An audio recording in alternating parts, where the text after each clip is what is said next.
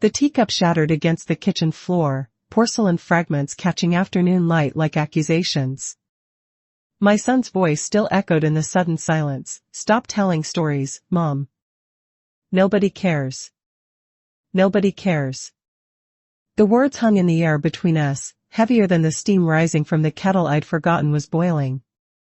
I stood there, watching tea seep into the grout between tiles, watching 47 years of motherhood reduced to this moment of casual cruelty. Not the first time he'd silenced me, but something about the finality in his tone, the way he'd waved his hand as if brushing away gnats, cracked something deeper than the cup. My reflection caught in the kitchen window, doubled against the gray October sky. A woman of 72, silver hair pinned back, hands that had written countless stories, folded now like empty pages. In that reflection, I saw not absence, but a pause before a turn. A woman silenced is not a woman erased. The thought arrived fully formed, settling in my chest like a seed finding soil. I bent to gather the broken pieces, each shard a small rebellion against his dismissal. The largest fragment showed part of the painted rose that had graced this cup for 20 years, my mother's cup, inherited along with her habit of telling stories over afternoon tea. My son had already left, the front door's slam still reverberating through rooms that suddenly felt too large, too quiet. But in that quiet, something stirred. Not anger, I'd moved past anger years ago. Something steadier. Something that tasted like resolve. I swept the last of the porcelain into my palm and walked to the wastebasket, letting the pieces fall with small, decisive sounds. Tomorrow, I will buy a new cup. Tonight, I will remember why stories matter. The phone rang as I was wiping tea from the floor. His voice again, softer now but still edged with impatience. "Mom, I didn't mean, look, we'll talk later, okay? I've got that client meeting." "Of course," I said, my voice steady as still water. "Take care." After I hung up, I stood in my kitchen, really stood, feeling the weight of my feet against familiar tile. The house settled around me with its evening sounds, the refrigerator's hum, the tick of the hall clock, rain beginning to tap against windows. Ordinary sounds that had been the soundtrack of my days for decades. But today, they sounded different. Today, they sounded like the opening notes of something new. In 15 days, the story itself would buy me time. The contract would arrive in a cream-colored envelope, slipped under my door like a quiet revolution. The advance check would bear my name in careful type, numbers that translated to months of freedom, to choices made without permission.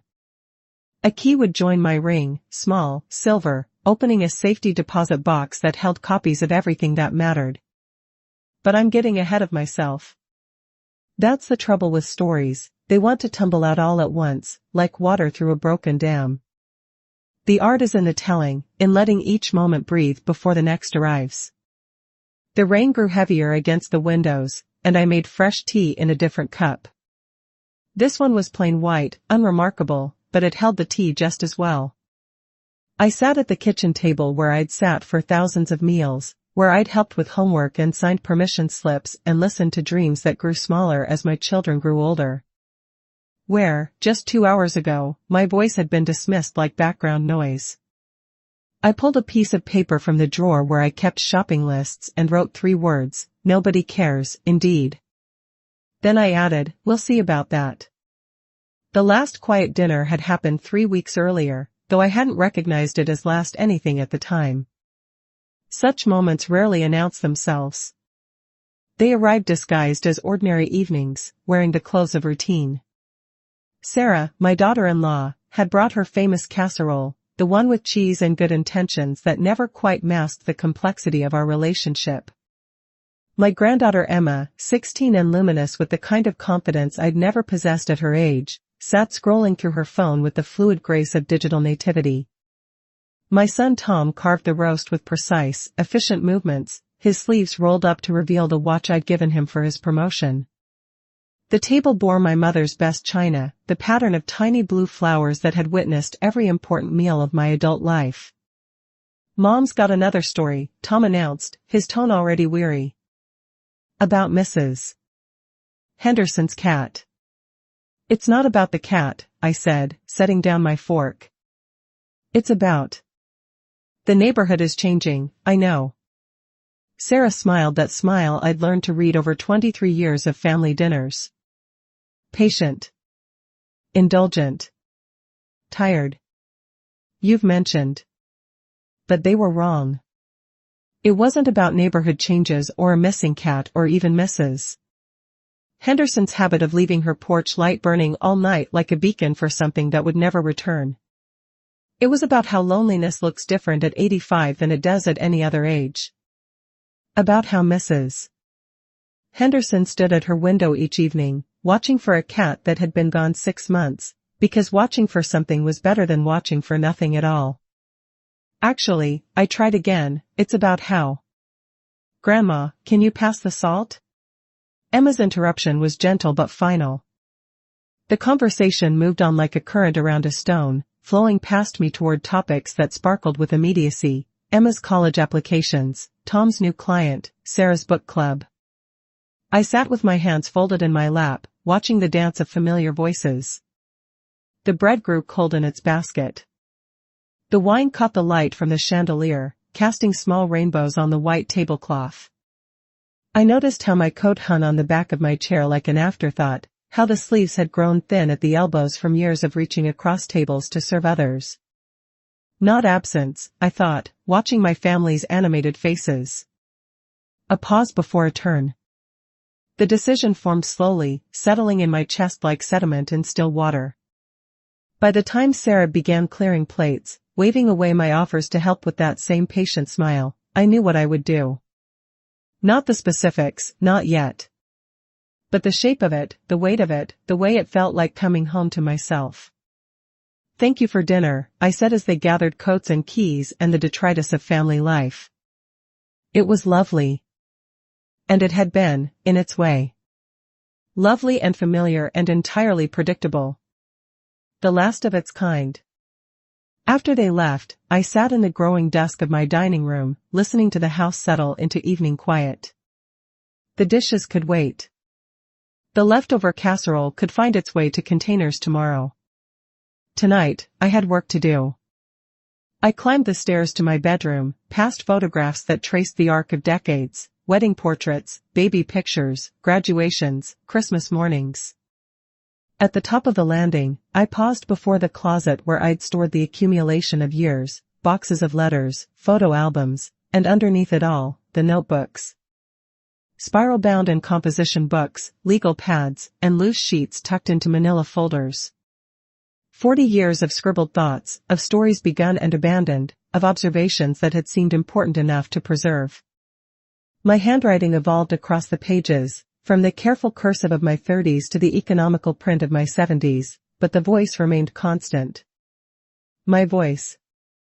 I pulled the first box from the shelf and carried it downstairs to the kitchen table. The cardboard was soft with age, the corners reinforced with tape that had yellowed and begun to curl.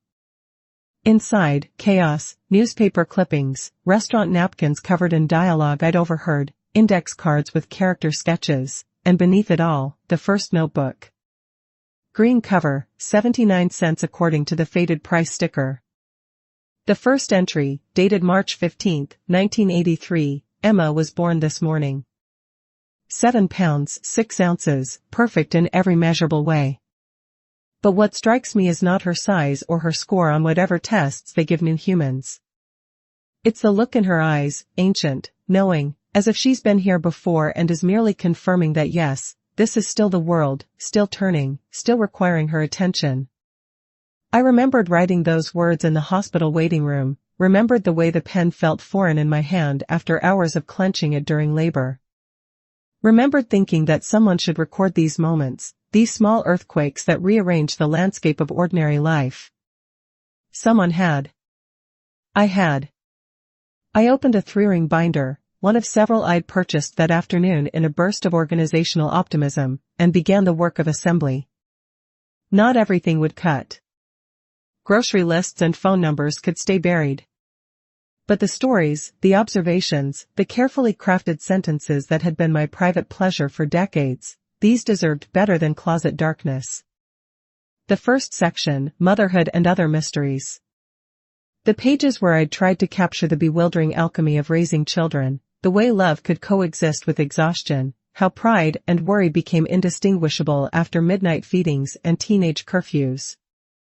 The second, Marriage, Weather, and Other Variables. Tom's father, gone now 15 years, is preserved in anecdotes about his habit of reading the newspaper aloud, his belief that any problem could be solved with sufficient application of duct tape and optimism. The third, Observations from the Kitchen Window. The neighbors, the seasons, the small dramas that played out on our street over decades. Mrs. Henderson and her vigil. The young couple who planted a garden that they never maintained. The boy who delivered papers until the morning he didn't, leaving a mystery that still made me wonder. By midnight, I had filled 3 binders, their contents organized with the precision I'd once applied to recipe cards and household budgets. Each section is marked with typed labels, and each story is given space to breathe on cream-colored paper. The work was satisfying in a way I'd forgotten work could be, the kind of satisfaction that comes from discovering order in apparent chaos. I made tea and carried the first binder to my reading chair, the one by the window where I'd nursed babies and read bedtime stories and watched snow fall on countless winter evenings. The words looked different on organized pages, more substantial somehow. More real. I remembered, my words feed me too. The thought arrived with the steam from my teacup, warm and sustaining. Outside, rain had begun again, tapping against glass with the rhythm of fingers on a keyboard. I read until dawn, reacquainting myself with the woman who had written these pages. She was familiar but surprising, like meeting a childhood friend after decades apart. She was me, but more than I'd allowed myself to be for years. She was the keeper of stories, the noticer of details, the one who believed that ordinary moments deserved preservation. She was the woman who had been silenced yesterday afternoon, but she was also the woman who refused to stay silent. The bank's quiet glass doors reflected my approach like a question. Did I belong here, in this marble and mahogany temple to financial seriousness? At 72, opening my first independent account felt both revolutionary and absurd, like learning to drive in a new country where all the signs were familiar but the rules had changed. The morning was crisp with October authority, the kind of day that made coats necessary and decisions seem possible. I carried my purse, the good leather one reserved for important occasions, and inside it, a manila folder containing documents I'd assembled with the methodical care of someone who had spent years organizing other people's lives. I'd like to open a savings account, I told the young woman behind the information desk. Her nameplate read Jennifer, and her smile was professionally warm, the kind that suggested competence without judgment. Of course. Let me connect you with one of our personal bankers. The consultation room smelled of new carpet and possibility. Patricia, older than Jennifer, with silver at her temples and the kind of steady competence I recognized in women of my generation, reviewed my documents with careful attention. You'll need to make an initial deposit, she explained, her voice matter of fact. Minimum is $500 for this type of account. I reached into my purse and withdrew the envelope I'd prepared that morning. $550 in 20s and 50s, accumulated over months from household savings, from coins found in couch cushions, from small economies that had seemed insignificant until gathered together. The money felt substantial in my hands, not just for its value, but for what it represented. Independence. Choice. The quiet revolution of a woman deciding her own path. Patricia counted the bills with practiced efficiency, her hands quick and sure. We'll have your debit card ready in 7 to 10 business days. In the meantime, here's your temporary checkbook and account information. She handed me a folder containing documents that made my financial independence official. My name printed in block letters, an account number that belonged to no one but me, a balance that would grow with my choices rather than diminish according to someone else's priorities. Thank you, I said, and meant it more than she could know. Walking out through those glass doors, I felt different. Not transformed, transformation was too dramatic a word for what had happened in that quiet room. but altered, the way a house feels different after hanging new curtains or rearranging furniture. The same space, but refreshed. Ready for whatever came next.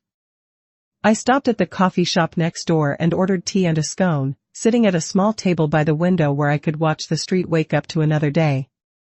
Business people strode past with purposeful steps, mothers pushed strollers with one hand while managing phones with the other, and retired men gathered at the counter to debate sports and politics with the easy camaraderie of daily routine.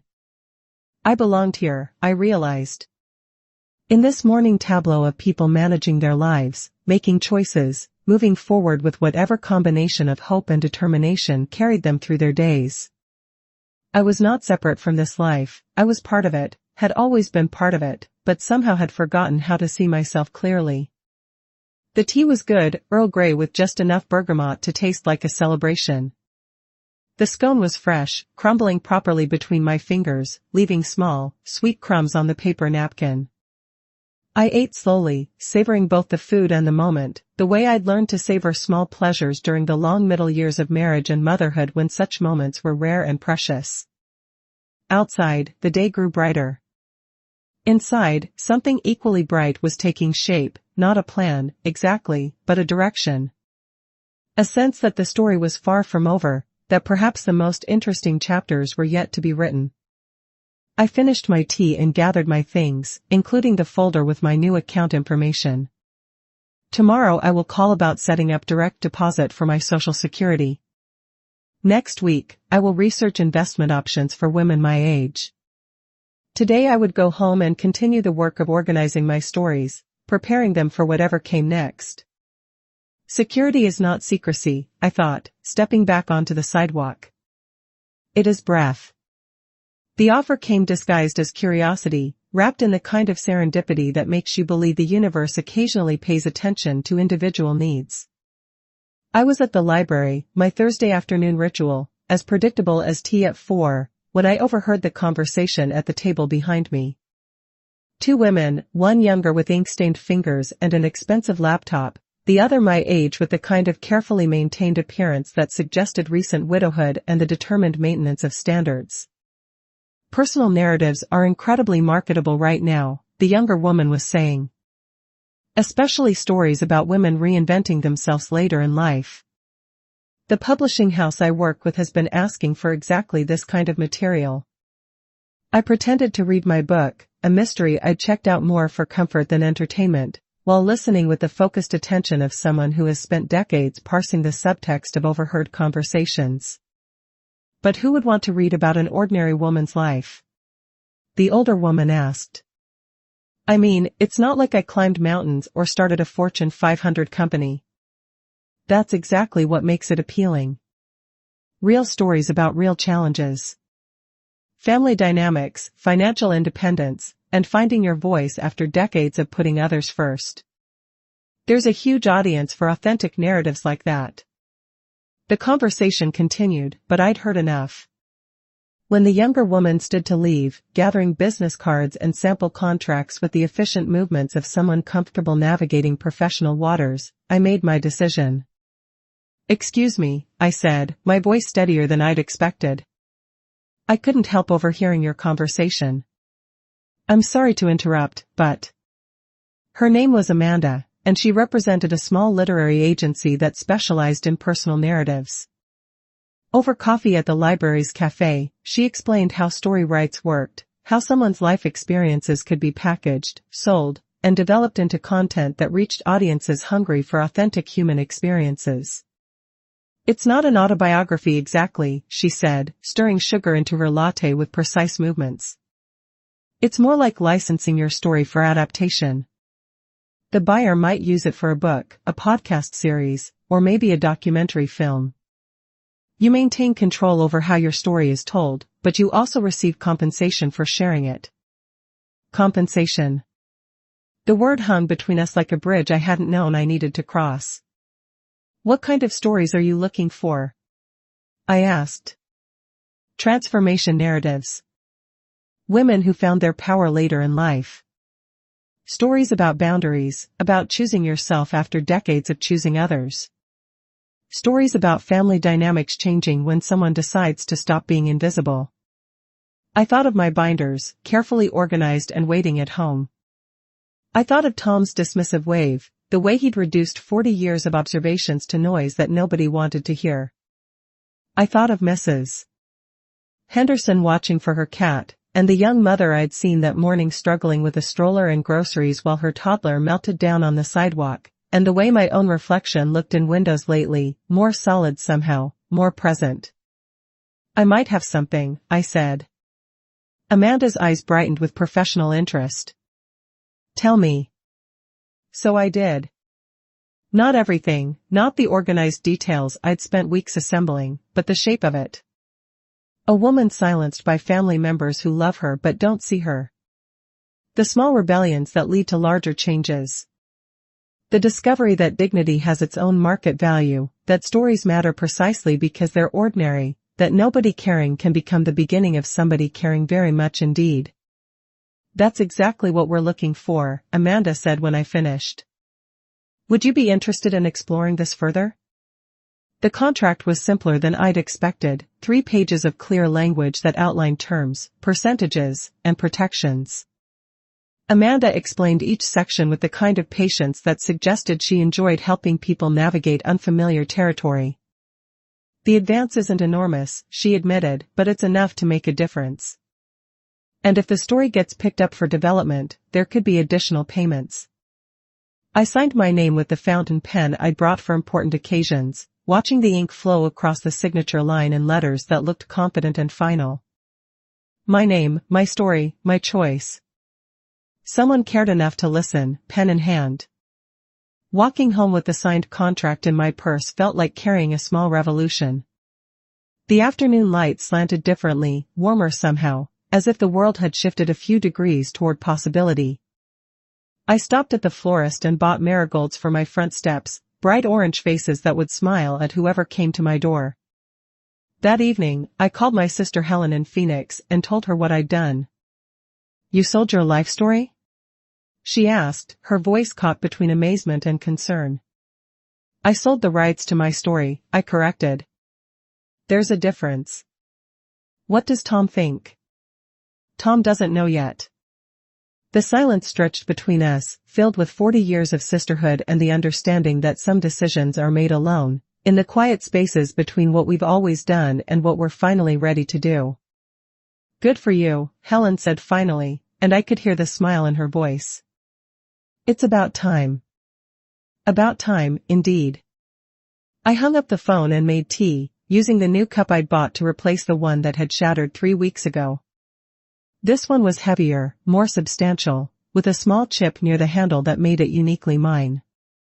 Tomorrow, Tom would come by unannounced, as he often did on Friday afternoons, expecting to find me waiting for his attention like a book left open to the same page for years. Tomorrow, everything would change.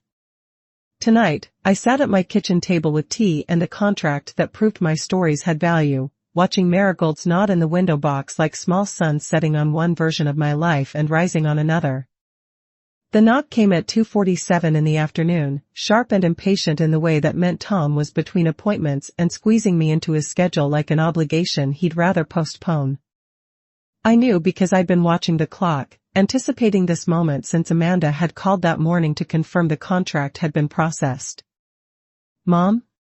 His key turned in the lock before I could answer, a presumption I'd allowed for so many years it had become invisible. Are you home? I was arranging the marigolds I'd cut for my window box, their orange faces bright against the blue of my grandmother's ceramic vase. The task was simple, meditative, the kind of small beauty that had sustained me through decades of larger chaos. In the kitchen, I called, my voice steady. He appeared in the doorway still wearing his coat, checking his watch with the distracted air of someone whose time was more valuable than the present moment. His face carried the particular tension of a man juggling too many responsibilities, most of which seemed to weigh more heavily than visiting his mother. I can't stay long, he said, settling into the chair across from me without invitation. But I wanted to check on you. You seemed off last week. Off. The word sat between us like a stone in still water, creating ripples that spread beyond its small splash. Off suggested deviation from a norm he'd established without consultation, a departure from the version of me he found most convenient. "I'm fine," I said, adjusting a marigold that didn't need adjusting. "Actually, I have some news." "Oh?"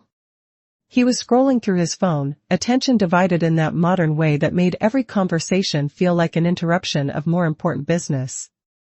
"I sold the rights to my story." The scrolling stopped.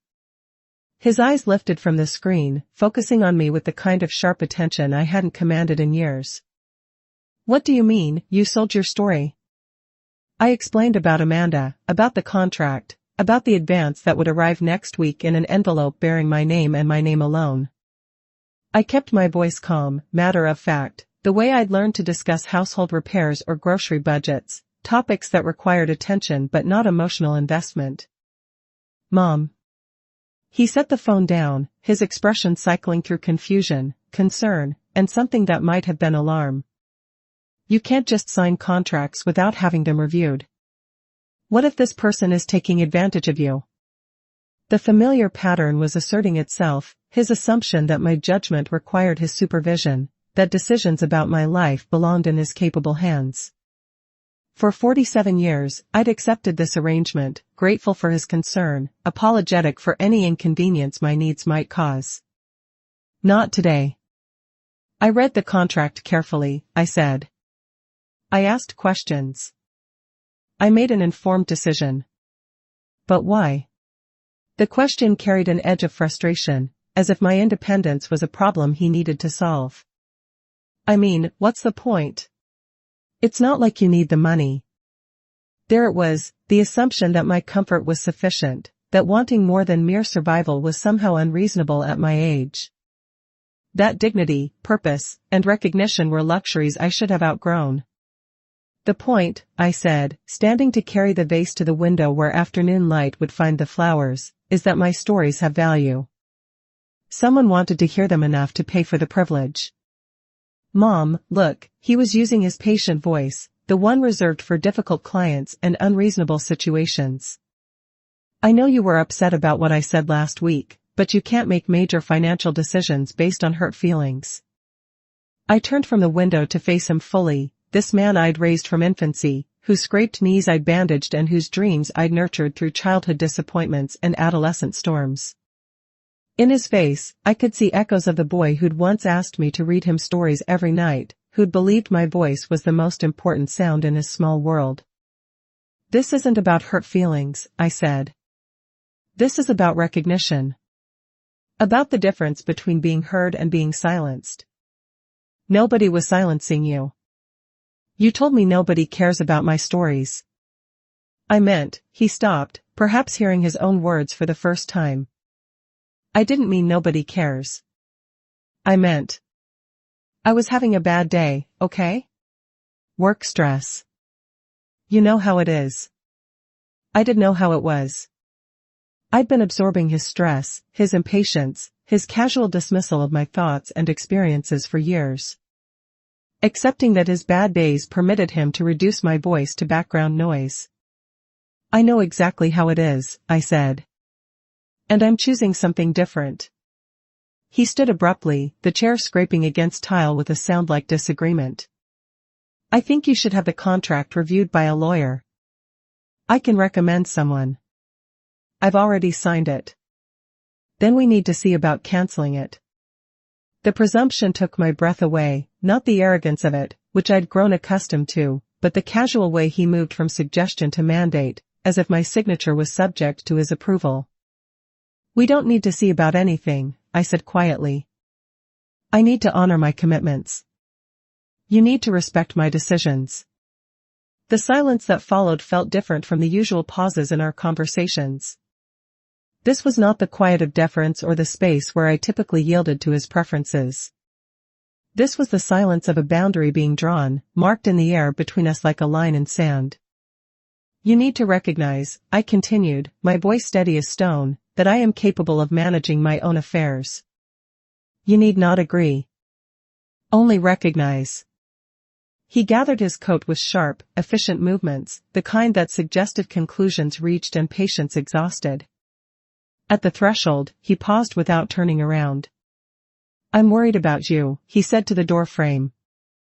"I know," I replied to his back. "But worry is not ownership." The door closed behind him with the definitive sound of a conversation ending. I remained in the kitchen, watching dust motes dance in the afternoon light that streamed through windows that rain had washed clean. The house settled around me with its familiar sounds, but they felt different now, not empty, but spacious. Not lonely, but peaceful. My silence had been stronger than his thunder, and in that silence, something new was growing. Something that sounded remarkably like my own voice, clear and unafraid, ready to tell whatever story came next. The fence between my yard and Eleanor's had always been more suggestion than barrier, low enough for conversation, high enough for the illusion of privacy. She was waiting when I stepped onto the back porch the morning after Tom's visit, holding 2 steaming mugs and wearing the kind of smile that meant she'd been watching from her kitchen window. "Thought you might need this," she said, passing a cup through the space between fence slats. The scent rose between us, chamomile and honey, with something else I couldn't identify but that tasted like comfort. Eleanor was 78, a widow of 6 years who'd managed the transition from couple to single with the kind of grace I was still learning. Her husband had been a gentleman who'd taught high school mathematics for 40 years, and their marriage had been the kind that made other people believe in the possibility of partnership. After he died, she'd grieved properly, deeply but not endlessly, and then rebuilt her life with the methodical care of someone who understood that survival was a choice requiring daily attention. "Tom seemed upset yesterday," she said without preamble. Eleanor had never believed in approaching difficult topics sideways. "Tom is often upset these days." I sipped the tea, feeling its warmth travel through my chest like liquid courage. "I think he preferred me as a problem he'd already solved." She nodded as if this confirmed something she'd suspected. "The contract, then." Of course, she knew about the contract. Eleanor noticed everything, not in the intrusive way of some neighbors, but with the watchful care of someone who understood that community meant paying attention to the subtle shifts in routine that might signal trouble or celebration. "You think I'm being foolish," I said, though her expression suggested otherwise. "I think you're being brave." She deadheaded a rose that had climbed the fence between our properties, its late-season blooms defying October's insistence that summer was finished. "There's a difference between foolish and unexpected. Tom's having trouble with the unexpected." We stood in comfortable silence, 2 women holding warm cups while the morning organized itself around us. A cardinal settled on the fence post between us, bright red against weathered wood, and stayed long enough to feel like a benediction. When Harold died, Eleanor said finally, everyone expected me to become smaller. Quieter. More grateful for whatever attention people were willing to spare. There's a script for widowhood, you know. For older women in general. We're supposed to fade politely into the background, become the grateful recipients of other people's decisions about what's best for us. I nodded, recognizing the truth of it. The way conversations changed when you reached a certain age became about managing you rather than engaging with you. The way your preferences became suggestions, your opinions became interesting historical artifacts rather than current contributions to ongoing discussions. But grief doesn't make you smaller, Eleanor continued. It makes you different. Sometimes it makes you clearer about what matters. Sometimes it makes you realize how much time you've spent waiting for permission to live your own life. "I'm not grieving," I said, though even as the words left my mouth, I wondered if they were true. "Aren't you?" She studied my face with the kind of attention that made hiding pointless. "Sometimes we grieve the person we used to be, the one who accepted less than she deserved because she thought that was what love looked like." The cardinal flew away, a flash of red against blue sky that made me think of blood and freedom and the way hope sometimes wore startling colors.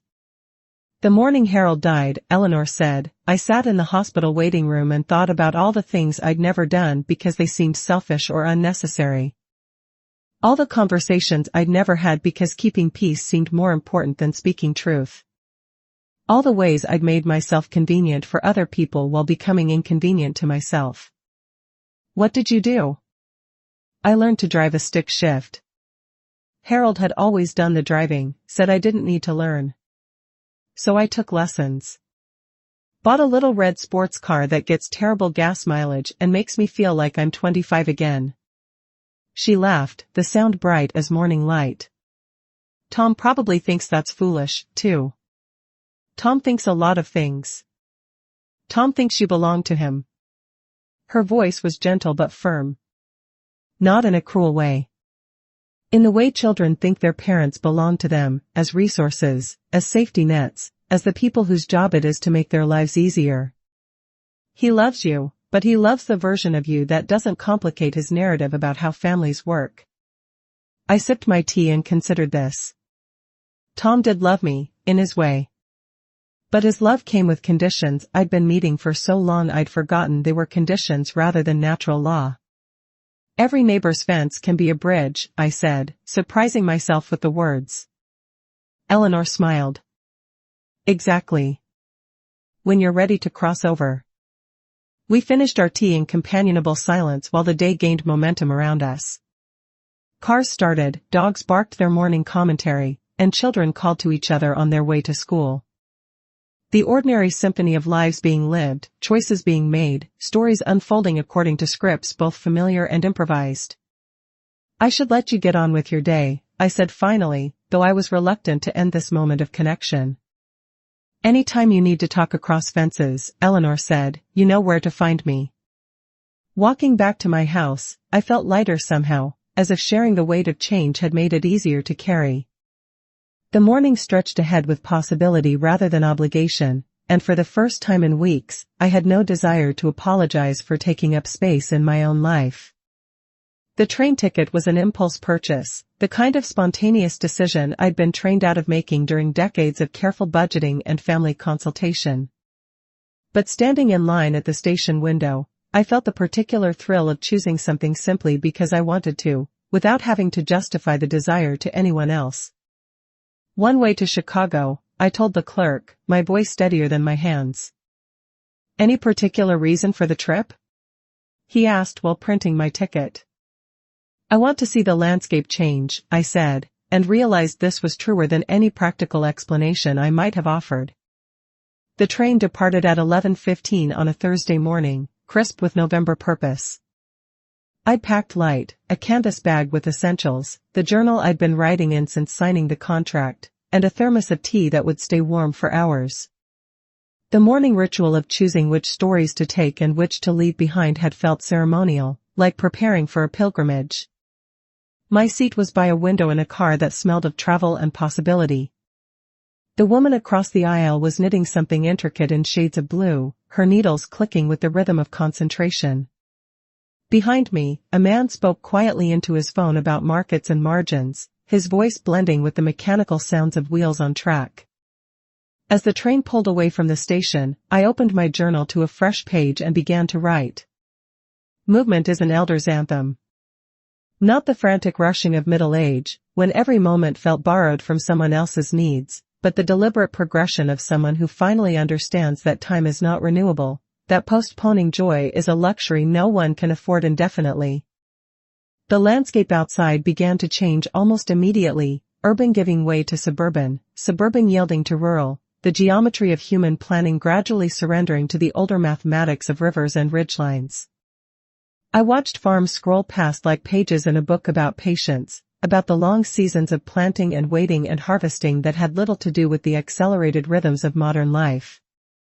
A mother with twin toddlers settled into the seat in front of me, and I watched her manage the complex choreography of travel with small children, snacks distributed, toys retrieved from the depths of diaper bags, small disasters averted with the calm efficiency of someone accustomed to crisis management.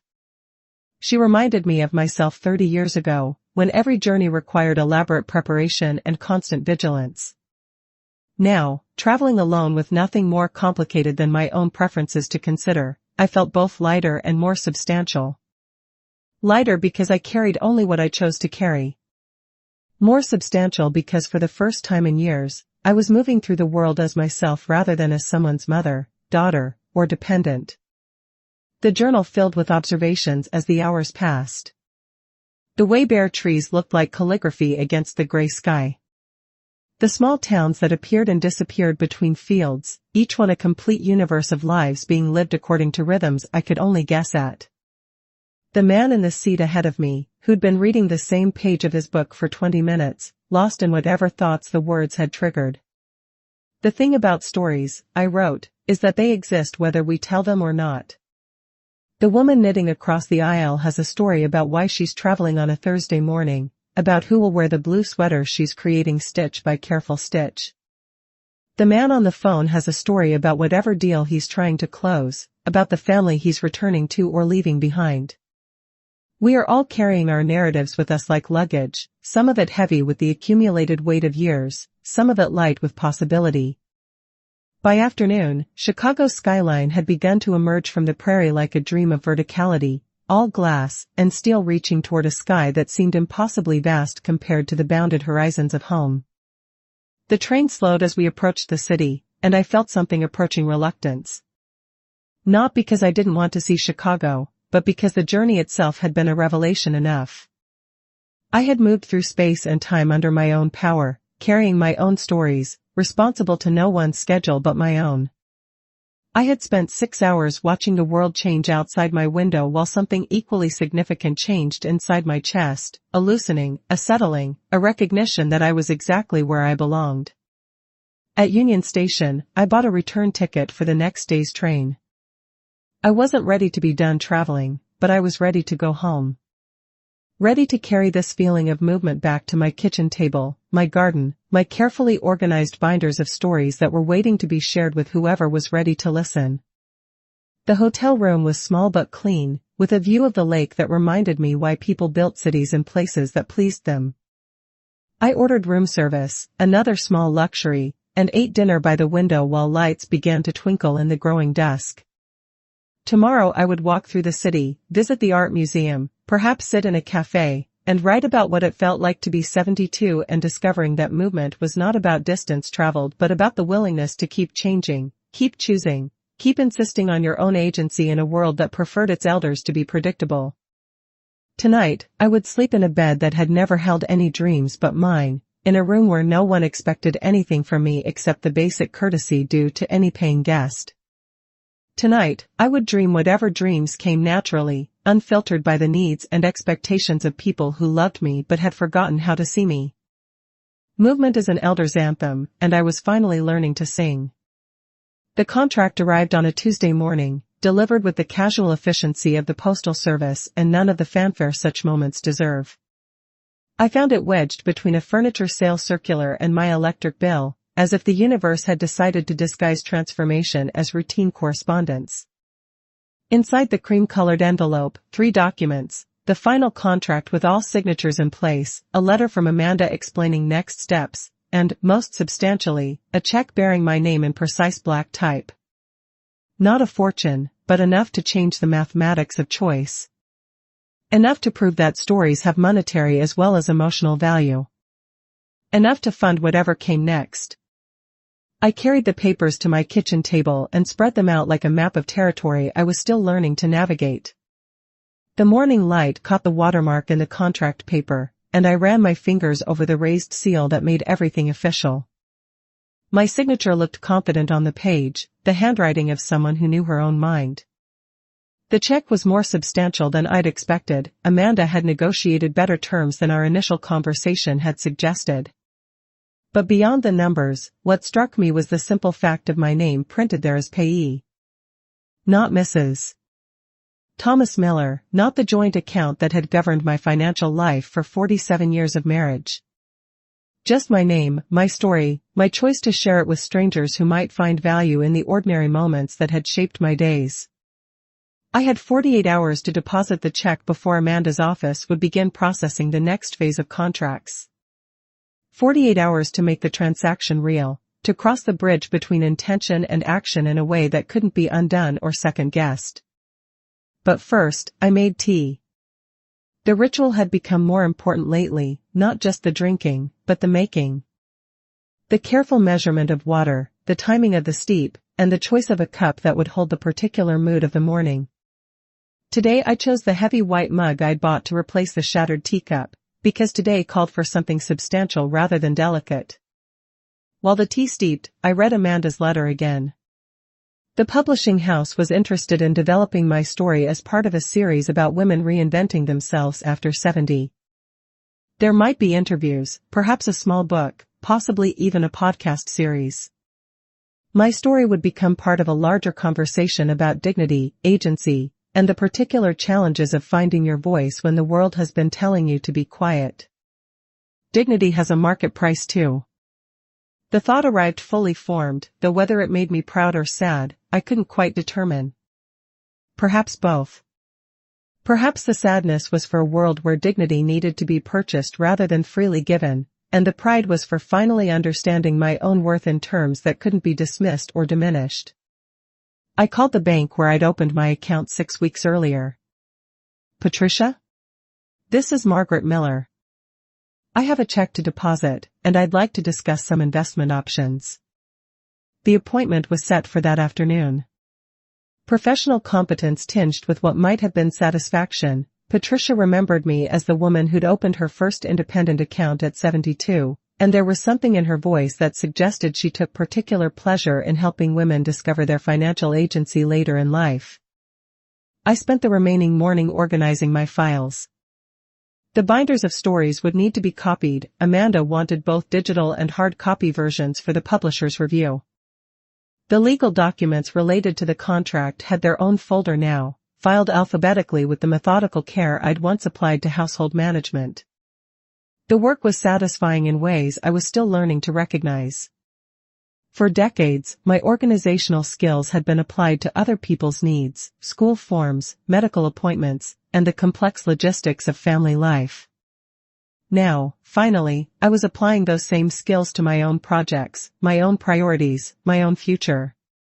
By noon, I had created a filing system that would have impressed any office manager: contracts in one folder, correspondence in another, story drafts organized by theme and date. Everything labeled, everything accessible, everything reflecting the kind of attention to detail that had once made me indispensable to my family's smooth operation. Now it has made me indispensable to myself. At the bank, Patricia reviewed my check with professional approval before processing the deposit. The numbers on my account balance changed with digital precision, but the real change was harder to quantify. I was no longer a woman living on the margins of someone else's financial decisions. I was a woman with options, with the kind of security that comes from knowing you can choose your own path without asking permission from anyone else.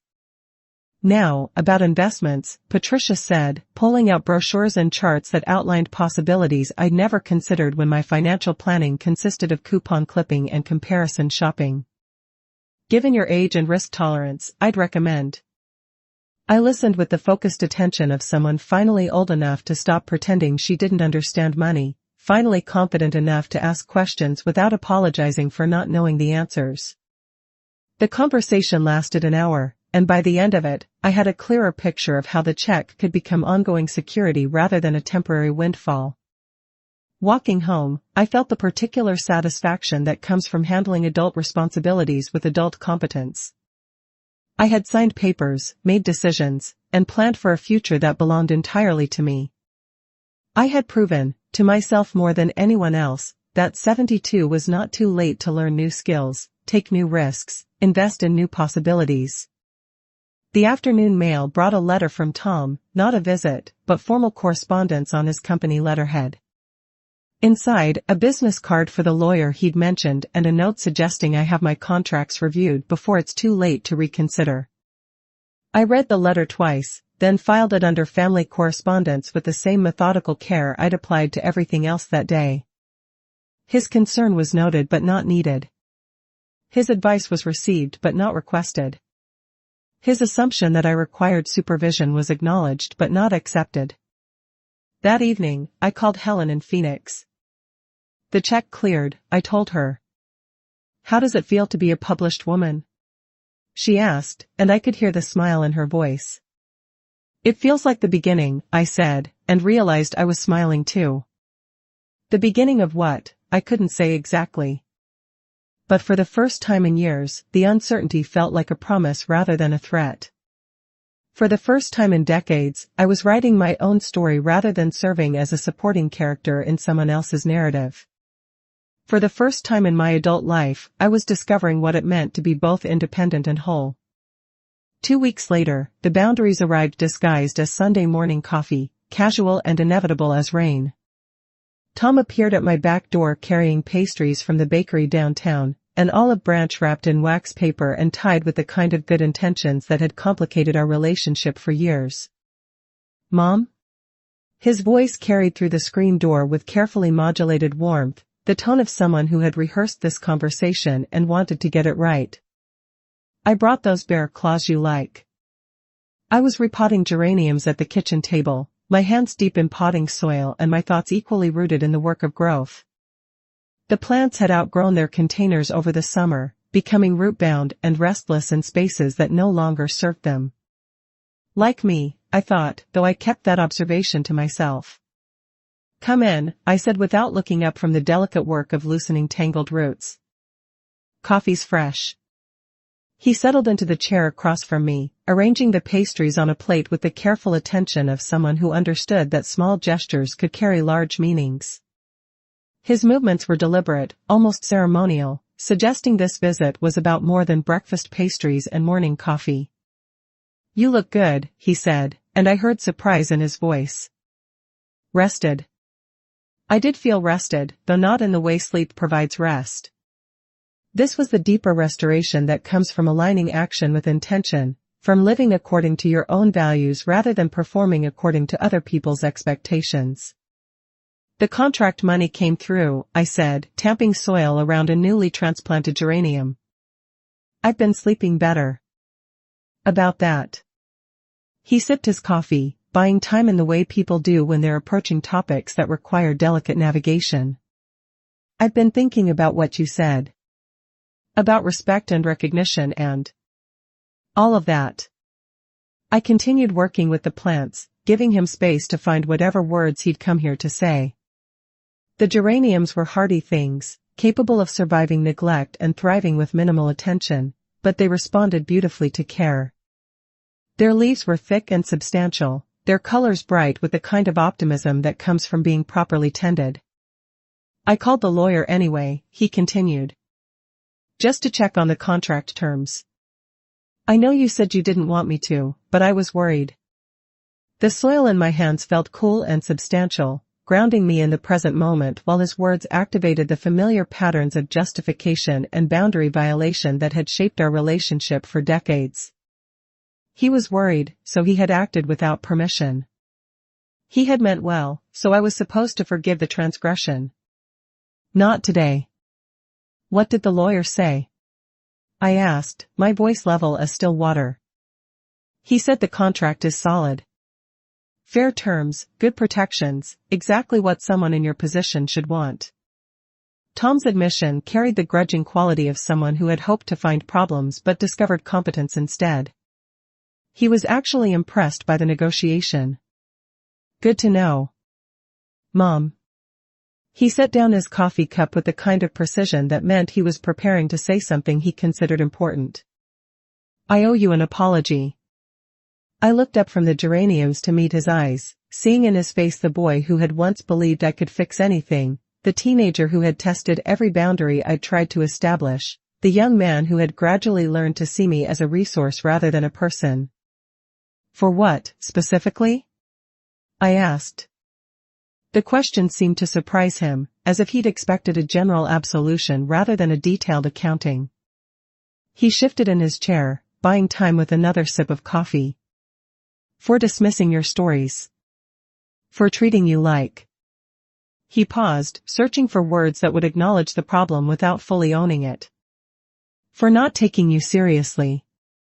And for assuming I knew what was best for you without asking what you wanted for yourself." It was a start, though incomplete.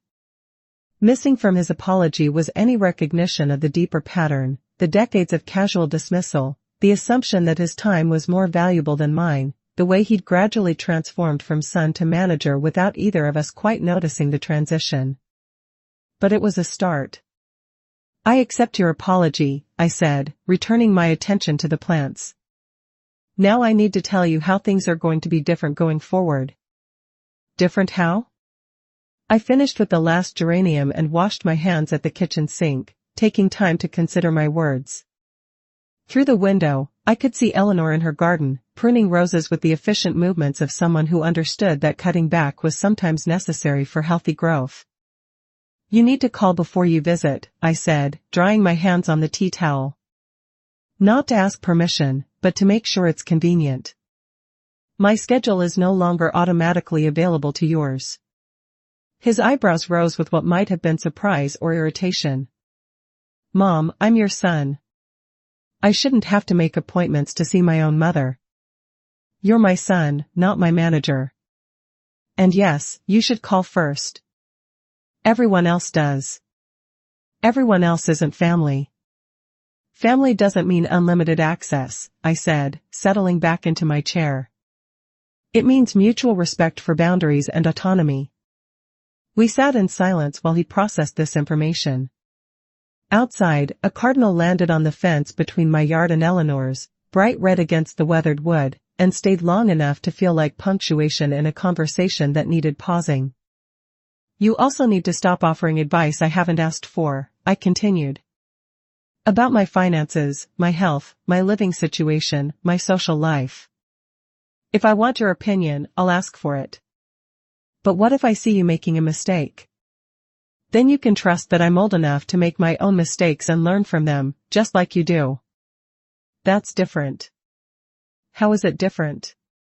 He opened his mouth to answer, then closed it, perhaps recognizing that any explanation would reveal assumptions about my competence that couldn't be defended. The silence stretched between us, not uncomfortable exactly, but charged with the energy of a relationship renegotiating itself in real time. "This is about more than the story contract, isn't it?" he said finally. "The story contract is about more than a story contract," I replied. "It's about recognition. About the right to be seen as someone with something valuable to contribute to the world. I've always seen you that way." "No," I said gently but firmly. "You've seen me as someone whose job it was to make your life easier. There's a difference." Another silence, longer this time. Through the kitchen window, I watched Eleanor deadhead roses with the kind of attention that understood beauty required both nurturing and limits. "So what happens now?"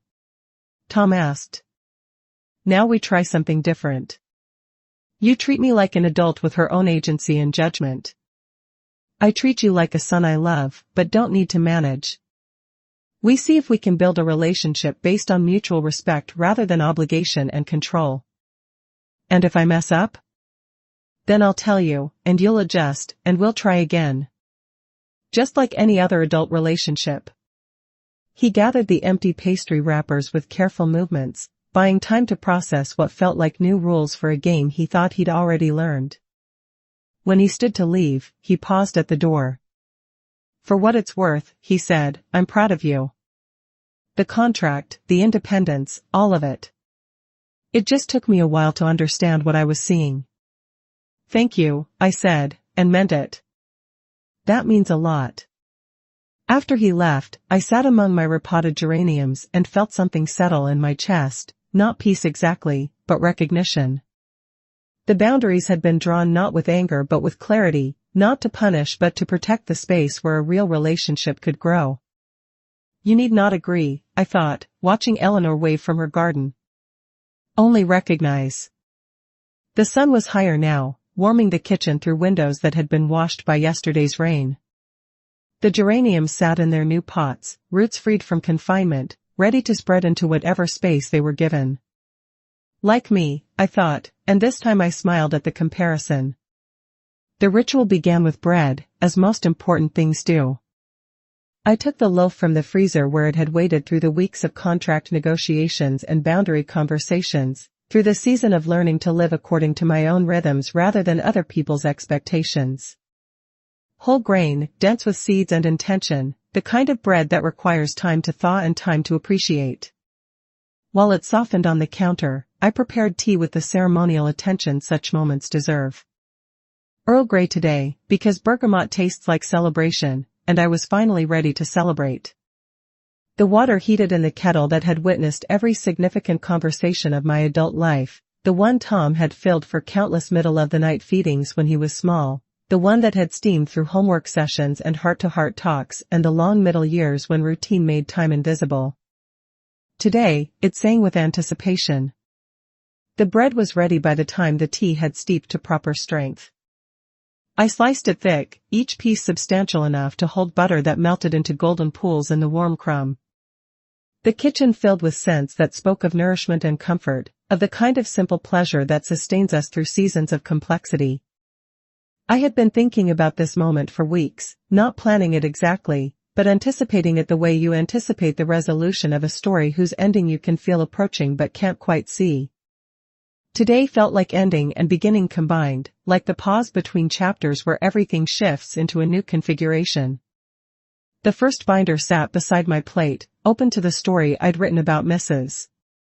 Henderson and her missing cat.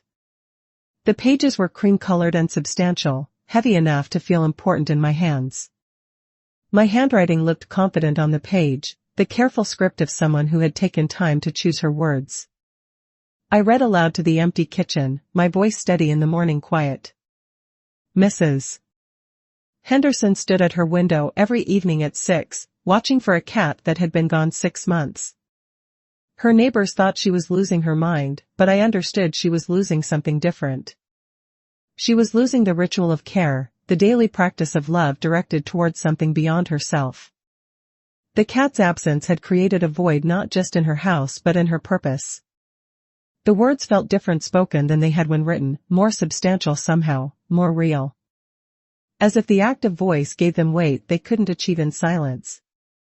I continued reading, working through stories about neighborhood changes and family dynamics, about the way loneliness could masquerade as independence and independence could masquerade as selfishness. Stories about the small heroisms of daily life, the quiet rebellions that happened in kitchen corners and garden spaces, the way dignity could be maintained even when everything else was shifting. My voice grew stronger as I read, finding rhythm and confidence in the act of witnessing my own experience, of treating my observations as worthy of attention and my conclusions as valid contributions to the larger conversation about how life should be lived. When I reached the story about the last quiet dinner, the one where Tom had talked over me while I sat with folded hands and growing resolve, I paused to sip tea and consider how much had changed since that evening. A story is bread, I said to the kitchen, testing the words I'd been thinking but hadn't yet spoken. Someone will always break it with you. The phrase felt right, settled into the morning air with the kind of certainty that comes from finally finding the words for something you've always known. Stories, like bread, were meant to be shared. They were nourishment that multiplied when divided, comfort that increased with distribution. I had spent decades believing my stories were too ordinary, too domestic, too small to matter to anyone beyond my immediate circle. But Amanda and her publishing contacts had proven otherwise.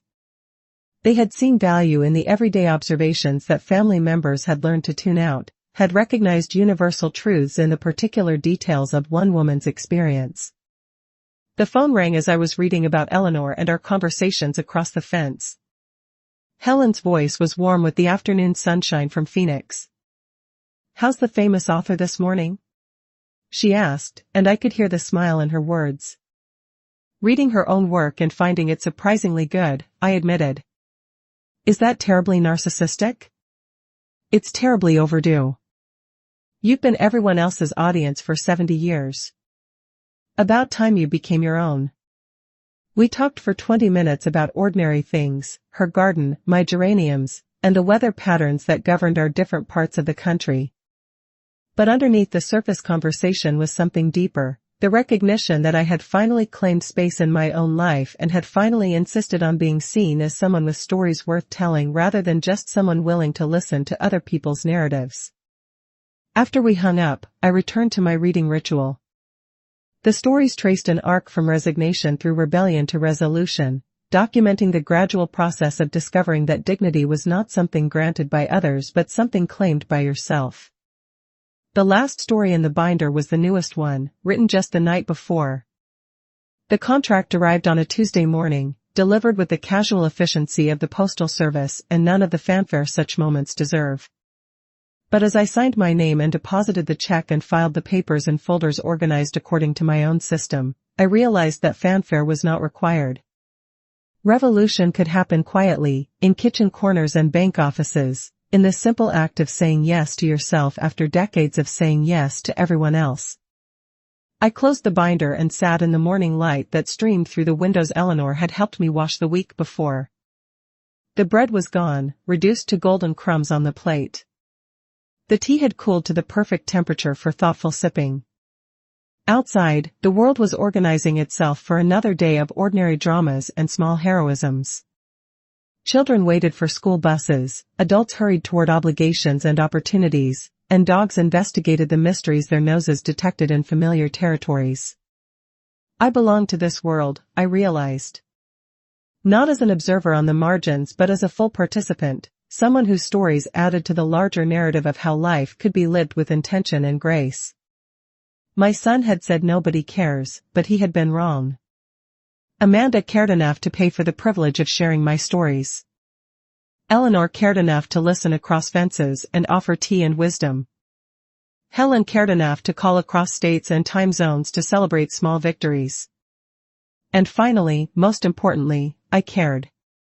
I cared enough to organize my thoughts into binders, to sign contracts that validated my experience, to draw boundaries that protected my agency, and to speak my stories aloud in kitchen light and claim them as worthy of attention. The morning stretched ahead with possibility rather than obligation. Tonight I would make dinner for one and eat it slowly, savoring flavors I had chosen according to my own preferences. Tomorrow I will call Amanda to discuss the next phase of our collaboration. Next week, I will visit the library and read my story to anyone who wants to listen. But right now, in this moment suspended between past and future, I was content to sit with the knowledge that I had finally learned to break bread with myself, to share my own stories, and to recognize that a woman who tells her truth is never really alone. A story is bread. Someone will always break it with you. And sometimes, beautifully, that someone is yourself.